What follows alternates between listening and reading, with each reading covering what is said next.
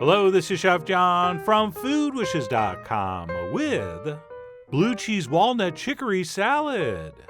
That's right, we actually filmed a salad recipe, which is a pretty rare occurrence, since who the heck goes online to watch salad videos? But we do make the occasional exception for some of the world's greatest salads that I think everybody should know how to do. And this absolutely gorgeous specimen is one of those. And to get started, the first thing we're going to do is toast some chopped walnuts, which as usual we'll do in a dry pan over medium heat. And all we have to do here is stir these around or toss them until they become very hot to the touch and they smell and taste like toasted walnuts. And by the way, I'm doing this wrong. Don't pick the pan up, leave it flat on the stove, and just use a horizontal push and pull method to get these to flip. And by the way, we have a video featuring cheese balls where I teach you how to do this, so check that out if you want. And like I said, we'll toast these over medium heat until they're very hot to the touch, as in you almost burn your fingers grabbing one. And as soon as those are smelling, feeling, and tasting just right, we'll go ahead and turn off the heat, because these nuts are done. And then once those are set, we can move on to our vinaigrette, which is going to be a fairly sweet version of a mustard vinaigrette. And that's why our first ingredient is going to be a couple tablespoons of Dijon. And usually at this point I would tell you to use any mustard you want, but don't. Please use Dijon here. And then to that, we're going to add a couple relatively sweet vinegars. Okay, the first being a seasoned rice vinegar, and the second being a white balsamic, or if you want, the much more common regular balsamic. Okay, they'll both work the same, and the only real difference is your dressing will just be a little darker. And then to that, we will also want to add a nice big pinch of freshly ground black pepper. And then what we'll do is go ahead and give this a quick mix before we introduce our olive oil. And by the way, regarding using multiple kinds of vinegars in the same dressing, I wish people would do that more often. Okay, if you look at pretty much any salad dressing recipe, it usually only calls for one kind of vinegar. But just like bartenders will use different kinds of liquors to make a more interesting drink, I think we should do the same thing when we're making salad dressings. Just don't call us mixologists. And please, no suspenders and bow ties. And if you got that joke, you spend way too much time in bars. But anyway, what we'll do once that's mixed up is go ahead and drizzle in our olive oil while whisking constantly. And if you start off slow, just like a teaspoon at a time, until you can see it starting to thicken and emulsify, then we can start adding it a little faster.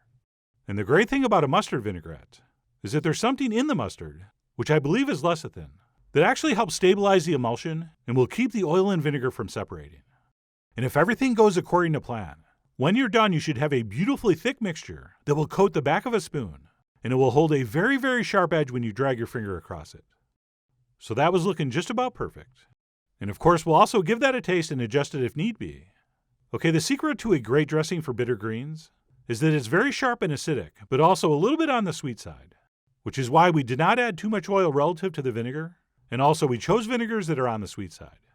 And then once our dressing is set, we can move on to our chicory, or chicories in this case, as we'll be using two of the most common varieties found in the store, some radicchio and some Belgian endive. And we'll go ahead and start with this beautiful head of radicchio, which to prep we will simply cut in half. And then carefully but confidently using two angled cuts, we will cut out the core. And yes, I totally blocked that shot with my hand. So let's see that again. And I blocked that one too. But anyway, once that core is no more, we'll go ahead and cut these halves in half. And then simply turn them and slice across into about 1-inch pieces. And by the way, I don't recommend snacking on this stuff as you cut it. Okay, this stuff is bitter, and to many people's taste, borderline inedible. But once dressed with the nuts and the cheese, an absolutely magical transformation happens, and it turns into one of the best things you've ever tasted. And then what we'll do for our Belgian endive is go ahead and slice a little bit off that root end, which is going to allow us to peel off some of these leaves or spears as they're called. And when you get to the point where those are not coming off easily, you can always slice a little more off the bottom. Although I should have saved that piece and chopped it up, since really that first slice is the only one you should really discard.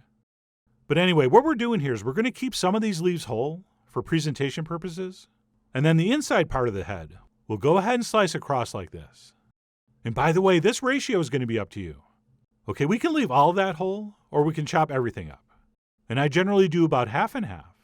But that's going to be up to you. I mean, you are, after all, the Brittany of your spears. Whoops, I did it again. I think I already used that one in an asparagus video. But anyway, the point is we'll leave some whole and chop the rest up.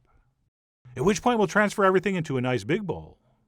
And we'll give that a little pre-tossing. to make sure all those leaves are nicely separated and evenly distributed. And also practice a little bit for the main tossing. And once that's set, we'll go ahead and crumble in about half our nuts. And then we'll save the rest for the top. And then we'll do the exact same thing with whatever blue cheese we're going to use. So I went ahead and crumbled in about half of what was a very beautiful local blue cheese from Sonoma, which I would probably compare to like a Stilton. Although this salad's going to work with whatever blue cheese you like. But having said that, something that's maybe on a little bit of the richer, sweeter side is ideal, which I think generally would be blue cheeses made from cow's milk as opposed to sheep. But anyway, talk to your friendly local cheesemonger. And that's it. We'll go ahead and add as much dressing as we think this needs, which by the way is a lot. Okay, make sure this is generously dressed. And then we'll take a couple clean hands and we'll get in there and get in there deep. And we'll toss this and keep tossing it until everything is perfectly coated. And you know those fancy salad tongs you got as a gift that one time? Don't use those. All right, that's okay to serve this with. All right, to properly toss a salad, fingers and hands are the best. And that's it. Once our salad has been tossed, we can transfer that onto some kind of serving platter. And if you want to be a little bit extra fancy, we can go ahead and place the whole spears around like this. And then once those have been placed down, we can go ahead and pile the rest of the salad on top. At which point, any of the nuts and cheese we didn't mix in can get scattered over the top to create what I think is just a visually stunning, borderline decadent salad presentation. Oh, and in case you're wondering, this is like 4 portions, I would say. Even though Michelle and I will have no problem finishing this. And I didn't this time. But if you did also want to add some nice sweet crisp apple slices, that would be good. Or pear, that would also work. But here I was just going for the pure chicory experience. And that, my friends, even if you don't think you like bitter greens, is a shockingly delicious thing to eat. So I'm going to go ahead and grab one of these spears and start eating this nacho style. And if you did make the mistake of trying some of the chicory plain and thought to yourself, why are we eating something that tastes like this? Now that it's dressed with that sweet, tangy mustard vinaigrette and mixed with those crunchy toasted nuts and that wonderfully rich, subtly salty cheese, it's all going to make perfect sense. And you may actually experience when you eat this, what we call in the business an epiphany. Okay, when you eat a food that has a bitter profile, it really amplifies the sweet, salty, and sour aspects in the other ingredients. And not only does the bitterness of the chicories enhance the other flavors, it also actually stimulates your appetite. And it just makes you want to eat more and more. All right, this is why your more clever chefs generally will start off a menu with an appetizer that has a little bit of bitterness to it. But anyway, I don't want to get too deep into the weeds, as I get too deep into these weeds.